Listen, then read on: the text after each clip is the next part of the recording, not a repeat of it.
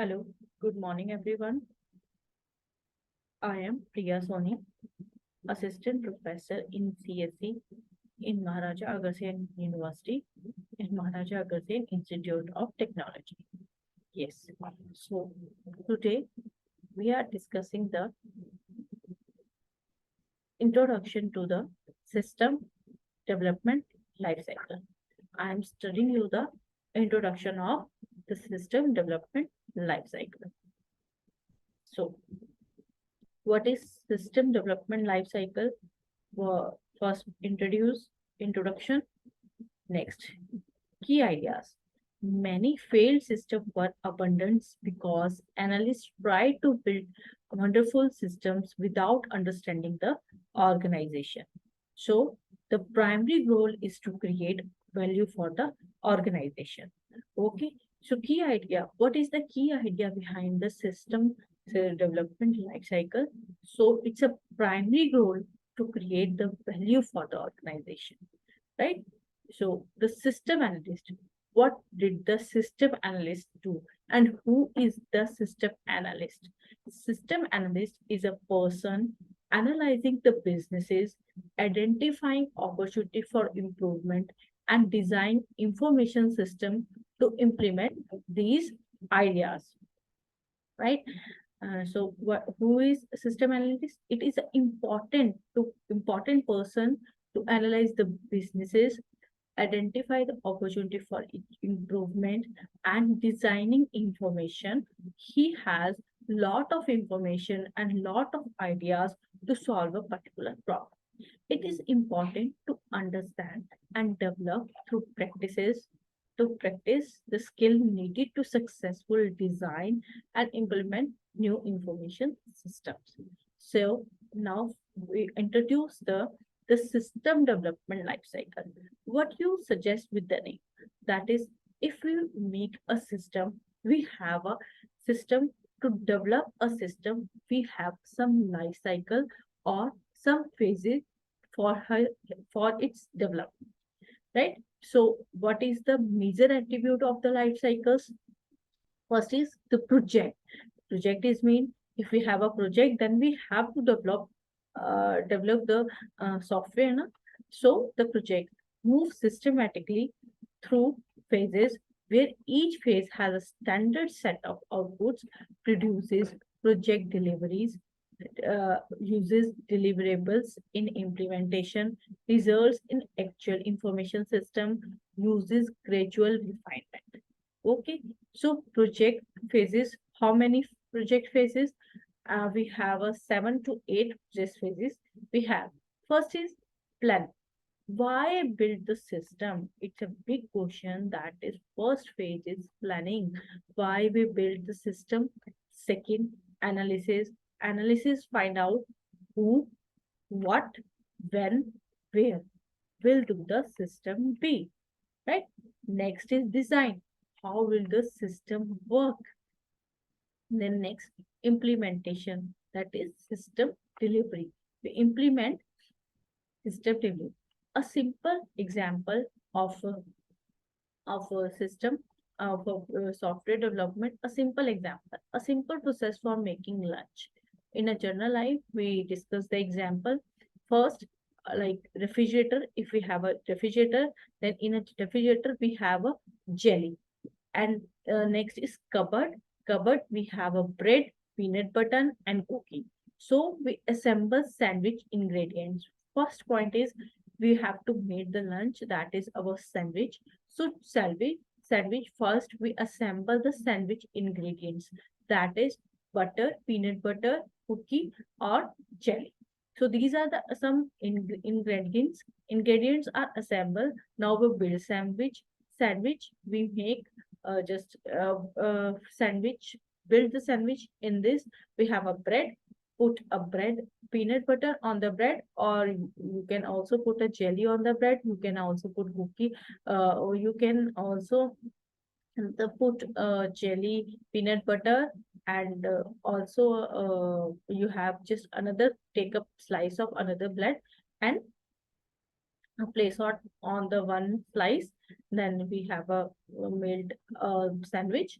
Then next, a cookie or milk. We pack the lunch for the process to making a lunch, right? In this process makes the lunch. Next, first, now we defined in a detailed discussion of all the phases. First, we have a planning. So planning, identify business value, analyze feasibility, develop work plan, staff the project, control the direct project.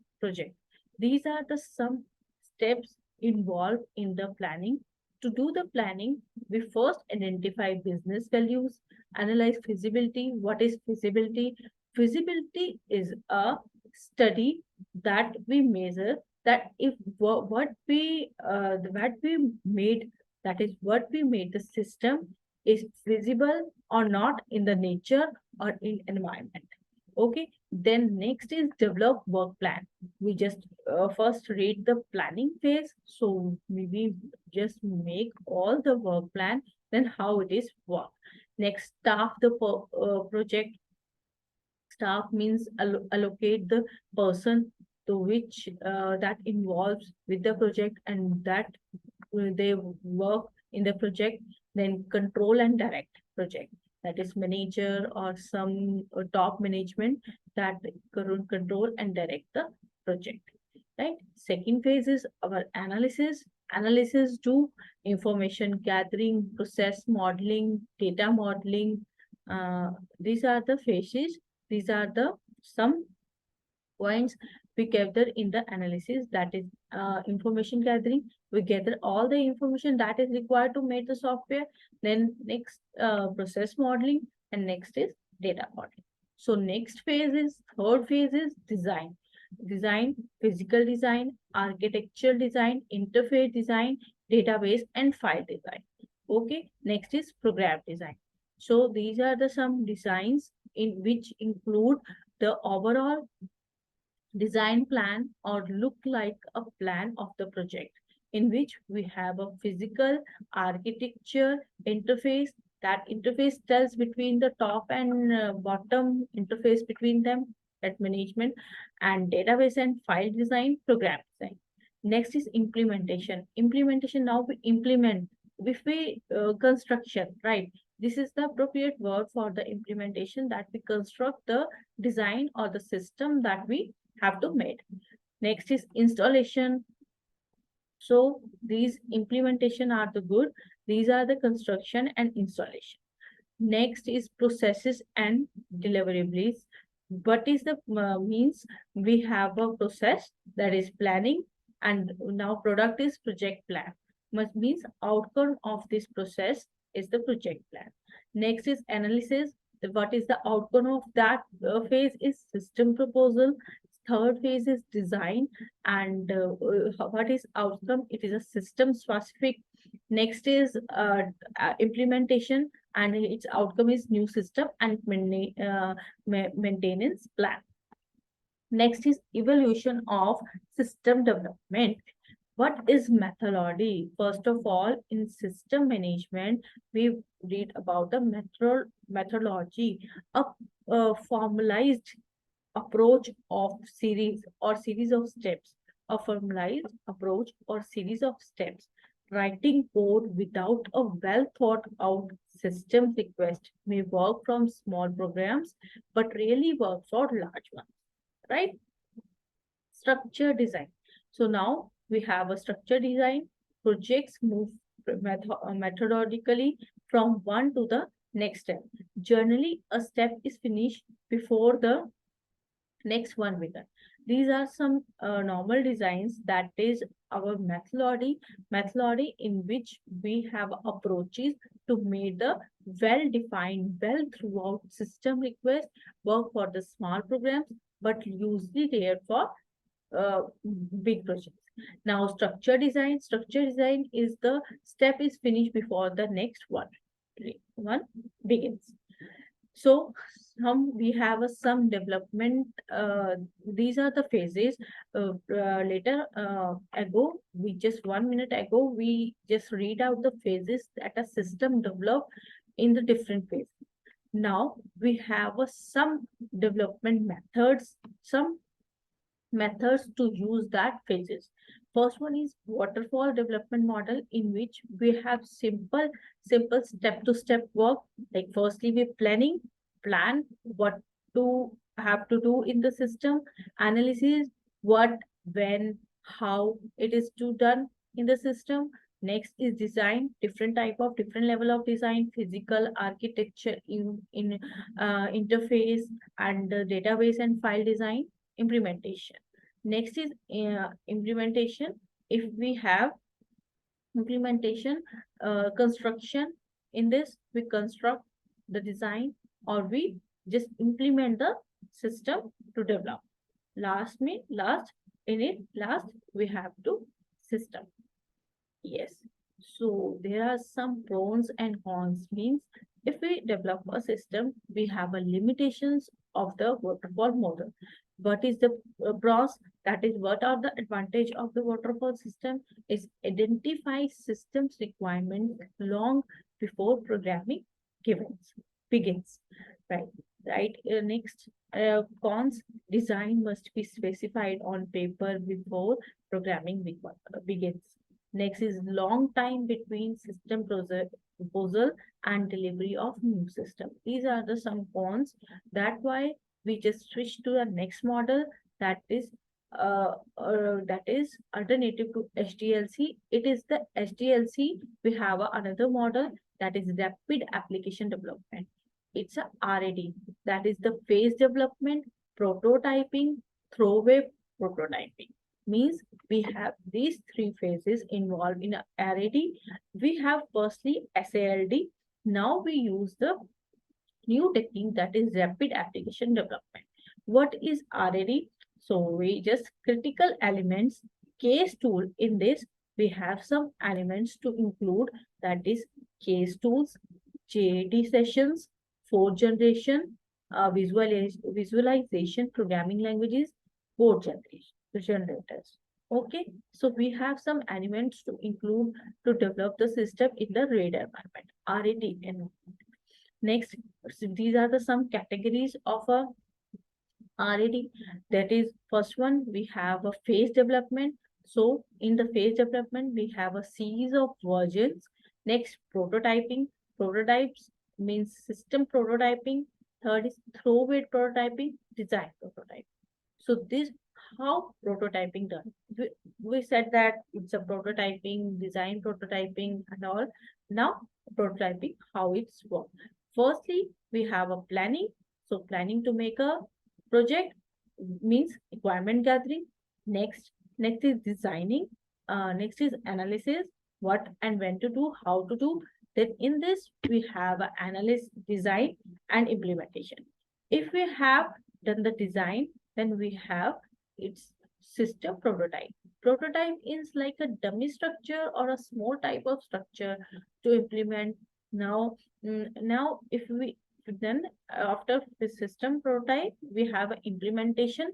Now we have implementation that is construct a model or a system. Now at last we have a system. So now what is throwaway prototyping? Throwaway to prototyping, first as it is as a same, we're planning, then analyzing. After that, after we have also analyzed, design, implementation. Firstly, we design a prototype. If we design a prototype, then we implement it. If it needs some, it's error free. It's good in the design or in the prototype, then we implement the system. If we have a analysis, analysis, we have a design, then design we have a implementation. These are the some these are the some phases in the throwaway prototyping. At last we have our system. Right. So next is object oriented analysis and design. These are some life cycles of the system that we attempt to make our software good. So what is object oriented analysis and design? That is attempts to balance emphasis on data and process. Next, uses, what is its use? It's use unified modeling language, that is UML, for diagramming. In this, we have use cases driven, architecture centering, iterative and incremental process, right? So now, what are the basic characteristics of an object-oriented system? The key elements are in which what we involve in the object-oriented. That is classes, instances, objects, attributes, methods, and messages. These are the some attributes or called elements in the object oriented uh, system program. First is classes. Classes is defined as template to define objects. We define the objects by classes. Instances. What is instances? Specific example of class member. Next is objects, building block of the system. Next is attributes, describe data aspects of the object. Next, method. What is method? The processes the method can perform. So method means functions. What are the functions that object can perform with the help of object-oriented system classes? Next is messages, instructions sent to or received from other objects. Next, a class and its object. Now, what is the class and its object? We just include in with the example. So left side we have a class. Class have patient. So patient is a class. Now we have an attribute of the class patient, that is name, birth date, phone number, and we have some methods or operations or function we can call, that is insert and delete. So instantiated objects of the class is patient one. Patient one is our objects that is to use this patient class. That is patient work is top package, patient name Teresa Marks is name. It's an object that use that patient class. Birth date you can see, and the phone number. Next, patient two is another object, that is the Melbourne. These are some objects that use that class. The key of reusability, that is information. What is the reusability? Reusability is the information hiding is the principle that only information required to use the object is available outside the object. These are the some object-oriented system planning by which we develop a system, that is information hiding and encapsulation. So information hiding is a principle that only information required to use the object is available outside the object, right? We not abstraction. It's also called as abstraction. That is called, we don't need to have give a detail of some particular system. We just hiding the details, and if we have to focus on the main information. Next is encapsulation. Encapsulation is the mechanism that combines data and processes in a single object. We have a single object in which we combine the data and the processes, right? So next, what is the class hierarchy? These are the class hierarchy in which we have an abstract class. Means class is the person, that is abstract. Abstract means we don't give any much detail. We hide some details. We just implement without taking too much detail, right? Send person, we have a person, we have a doctor, we have a patient. So some person is like that. So doctor, it's a general practitioner or a specialist. It's a so these are the abstract class, and this patient is the concrete class.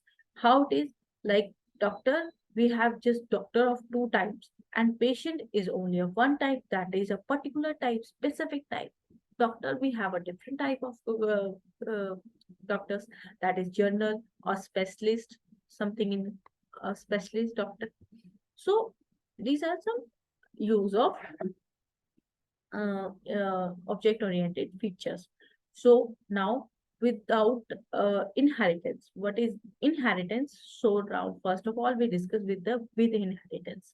If we have inheritance, then person is a class. We reuse the class in the patient and a doctor.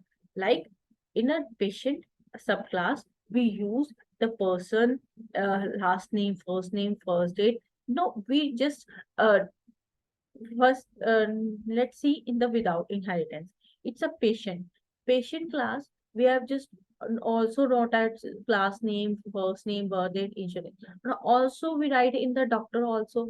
So in the with inheritance, we just not need to use it so twice time.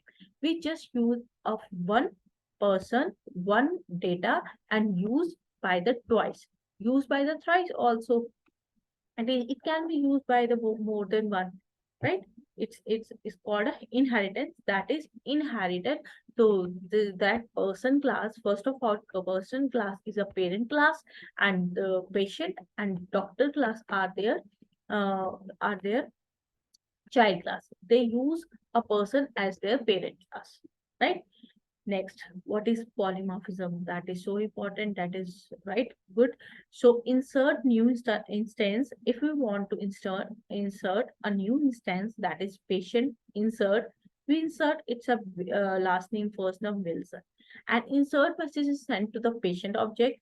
The object's method respond to the message. The application respond appropriately, right? So next is insert new instance. Appointment. If we have an appointment, we have a patient name, doctor name, date and time, insert and date, right? So new appointment, the application respond approximately. Now, object-oriented analysis and design using UML. First one is UML. We told that UML is Unified Modeling Language. The full UML provides 9 separate programming techniques. So project team roles and skills. What is information system roles? Business analyst, system analyst, infrastructure analyst, change management analyst, project analyst, right? We have some. First of all, the project team roles and skills. What are the project team role? It means what in a person what what a person play a role to make the project. So system roles are business analyst. First is business analyst who tackle the system analyst who make the system, infrastructure analyst who make the design of the system, change management analyst if we have a management staffing projecting in which monitoring have to be done. So project manager, that is the head of the manager. Yes. In the last, not the least, a summary of part one. We have a subject software development life cycle consists of 4 phases, that is planning, analysis, design, and implementation. There are 3 methodologies. These are the major development methodologies in which we develop a software. That is waterfall model, RAD, and object-oriented approach. Next, part two, summary part two. There are the 6 major elements in project or oriented design, or we have a 6 major attributes or features of the object-oriented design, that is classes, objects, instances, attributes, methods, and messages. And these are some object-oriented concepts, that is encapsulation, inheritance, and polymorphism. Polymorphism. Polymorphism means poly means one to many, morphism means many. Right. There are 5 major team roles. We have a team roles of 5 that tackle the systems, that is business analyst, system analyst, infrastructure analyst, change management, and change management analyst, and project manager. Yes. So now for complete description of UML, we see www.rational.in. Thank you so much to hearing me. Thank you. Have a nice day.